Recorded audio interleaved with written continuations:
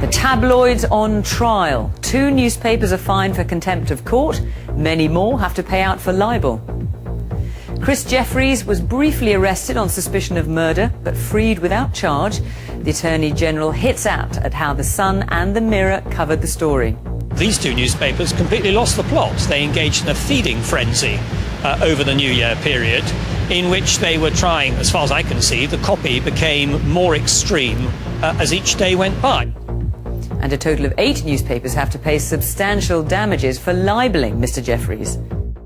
Christopher Jeffries is the latest victim of the regular witch hunts and character assassination conducted by the worst elements of the British tabloid media.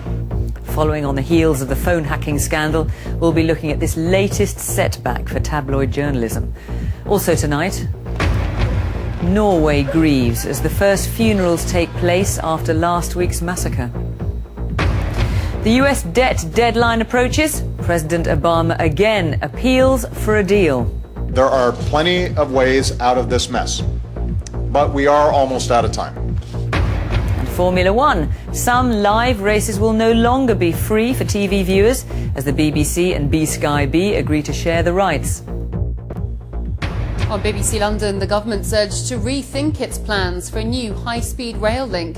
And a novel way to view the capital. Plans for a walkway on top of the O2 get the go-ahead.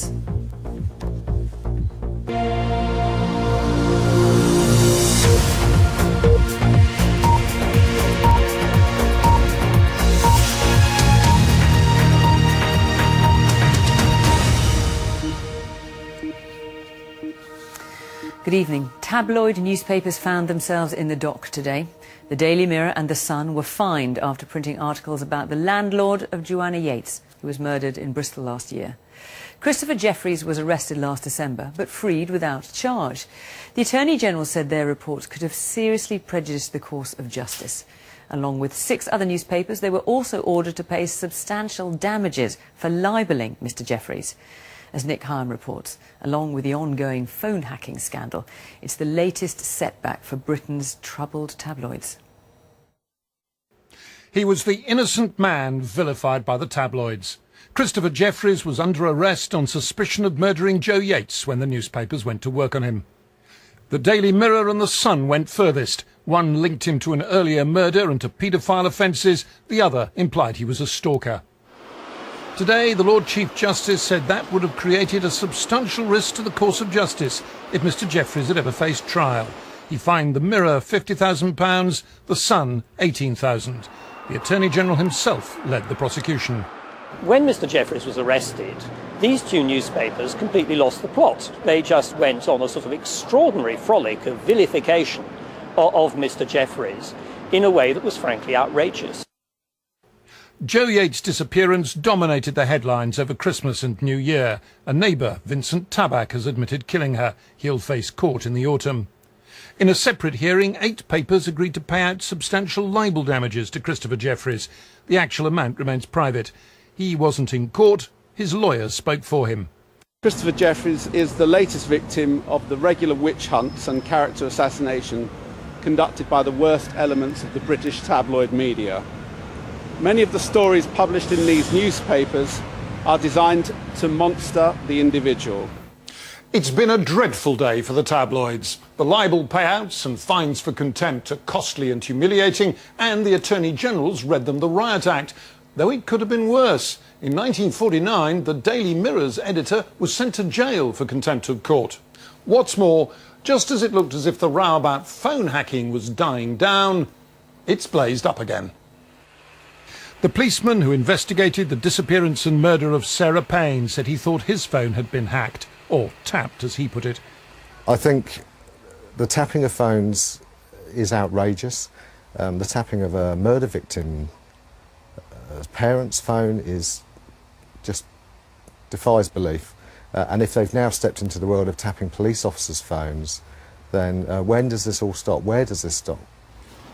Tonight, Sarah's mother, Sarah Payne, vowed to challenge what she called the bad apples involved in phone hacking. She worked closely with the News of the World, campaigning for tougher action against paedophiles.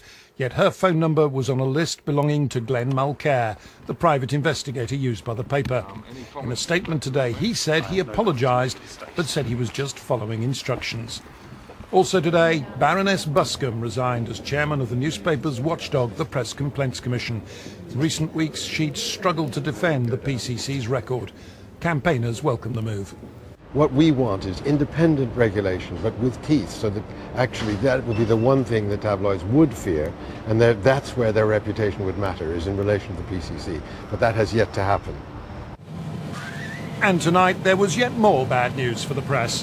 Scotland Yard said it was extending its investigation of phone hacking to cover computer hacking too. Nick Hyam, BBC News. Well, News International's James Murdoch was today given strong backing from Sky B, where he's also chairman. This despite questions raised about his role in the light of the phone hacking scandal. The unanimous support from the board came as the company reported operating profits of over £1 billion. There's some flash photography in this report by our business editor, Robert Peston. On the menu for British Sky Broadcasting today, annual results which showed revenues or income of £6.6 billion, up 16%, which consolidates its position as the biggest British broadcaster. But for its chairman, James Murdoch, life hasn't been so rosy because he's also chairman of News Corporation's UK arm, which owned the News of the World. Given the widespread criticism there's been of News International and of James Murdoch, why did the board take the view that James Murdoch shouldn't stand down as chairman? I think the vast majority of supporters, of shareholders, are very supportive of James. They recognise his contribution. Of course they want to see the appropriate system of governance and independence at Sky, which we have and will continue to have. But he has strong support with shareholders, very, very strong support in the business, and strong support from the board. But evidence from these two former colleagues of James Murdoch, Colin Myler and Tom Crone, could weaken James Murdoch, depending on how this committee rules on a disagreement between them over when James Murdoch knew about the extent of illegal phone hacking at the News of the World. Tom Crone and Colin Myler, and indeed John Chapman, have made statements suggesting that the evidence given to the committee by James Murdoch was incorrect. So we want to find out more details of that, and we've written to ask them to supply more information. Once we have that, I think it's very likely we will want to put that to James Murdoch and hear his response. What's striking is that all the bad publicity about what happened at Sky B's biggest shareholder, News Corporation, doesn't seem to have harmed Sky B. In a pretty weak economy, British Sky Broadcasting pushed up its operating profits by more than £1 billion. It ended the year with 10.3 million paying customers, and it's handing back to shareholders £750 million in cash. The moment James Murdoch's more famous father, Rupert Murdoch, received a phone pie in the face, delivered by this protester, Jonathan May Bowles, who today pleaded guilty to assault. I would just like to say that this has been the most humble day of my life. And what if the Murdochs find something worse than foam is sticking to them? Will that persuade the regulator Ofcom that under News Corp's influence, Sky B is no longer fit and proper to hold a broadcasting licence? I strongly refute any suggestion that Sky B is not an appropriate, fit and proper owner of a broadcast licence. You know, the licence is held by the company, and the company is controlled by an independent, by a majority of independent directors at board level, and we have got strong systems of control and strong standards right throughout Sky. Which implies that if the going gets tough for James Murdoch and Rupert Murdoch, the independent directors of Sky would try to put distance between themselves and the business's founders, the Murdochs. Robert Peston, BBC News. The first funeral has taken place of the 77 victims killed a week ago in Norway by the gunman Anders Breivik. Banu Rashid was an 18-year-old Iraqi Kurd who'd come to Norway as a refugee in 1996. Hundreds of people have also attended a memorial service in Oslo, organised by the Norwegian Labour Party. From Oslo, Richard Galpin reports.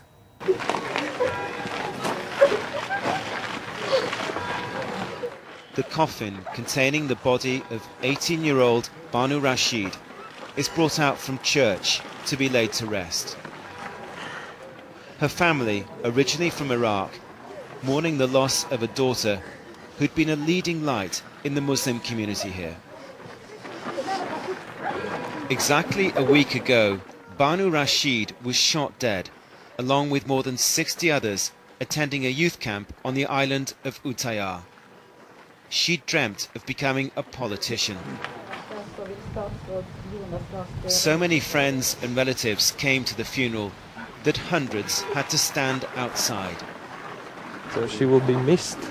The youth can use her as an example to go into politics or follow their dreams, because she was well on her way of becoming a perfect human being. And back here in Oslo, it's also been a day of remembrance for those killed exactly a week ago. Besides the crowds gathered here at this ever-expanding sea of flowers, there have also been a number of poignant events in the city. Members of the governing Labour Party gathered for an emotional reunion. The party, the target of both attacks last Friday, the summer camp on Utøya Island, had been for its youth wing. The Prime Minister Jens Stoltenberg said many of their finest young people were now dead. But in unity, he said, we will manage to go on. And as they mourned, the police took the man responsible for the atrocity, Anders Breivik, for a second round of questioning. But so far, they've not found any evidence he was part of a network of extremists, as he claims. And so far, there's no sign his killing spree will deepen divisions within Norwegian society. At today's funeral, Christians and Muslims, immigrants and ethnic Norwegians side by side. Exactly what Breivik wanted to prevent. Richard Galpin, BBC News in Norway. In the United States, there's still no deal on raising the country's borrowing limit. With Tuesday's deadline looming, leading senators and congressmen are planning to work through the weekend to try to broker a deal, urged on by another televised appeal by President Obama. If they fail, the world's largest economy could default on its debts or simply run out of money for things like pension payments. From Washington, our North America editor, Mark Mardell, reports. Bring your peace to their pain. Prayers for the politicians who do seem in need of some divine inspiration. CBS News. What would a default of the nation's debt mean for you? As the nation waits on tenterhooks for the Congress to act, more bad news, slower than expected growth. The president says they must find a way out of this mess. There are a lot of crises in the world that we can't always predict or avoid. Hurricanes, earthquakes, tornadoes, terrorist attacks. This isn't one of those crises. The power to solve this is in our hands. Sometimes it might seem it's in the hands of clumsy Smurf, who helped open the New York Stock Exchange this morning. There aren't many laughs there these days. Dow's down 91. Watching every twist and turn, Scott Talbot, a Washington lobbyist who represents financial firms. They are worried what happens if a deal isn't done. The possibility of a downgrade in the U.S.'s credit rating will send ripples across the U.S. I mean, the U.S. has always been the gold standard for paying its debts. We've always had a AAA rating. If we lose that rating, it will weaken our position in the global economy. For decades, the US has been raising its debt ceiling, how much it can borrow, without much fuss. When Reagan became president, it stood at almost $1 trillion. 18 increases later, it was $2.8 trillion. During the Clinton years, there were 4 increases, bringing the limit to almost $6 trillion. 7 more increases under George W. Bush raised it to more than $11 trillion. Under Obama, it's gone up 3 times to over $14 trillion. Working together is something Democrats and Republicans aren't doing yet. The difference, a new driving force has arrived in Washington. Tea Party-backed Republicans who won't vote for any deal that allows America to borrow more. They say when you're in debt, you change your diet. they don't continue to eat lobster and steak. They start eating chicken, hamburger, and hot dogs. So we must do the things that are absolutely necessary, and I think raising the debt ceiling is the wrong thing to do. At Washington's Eastern Market, Americans seem frustrated this is all taking so long. Totally disgusted. I hope that President Obama enacts the 14th Amendment and overrides all these idiots. It's unfortunate that they are putting the United States at risk in order to carry out their own personal agendas. So, yeah, I'm pretty fed up.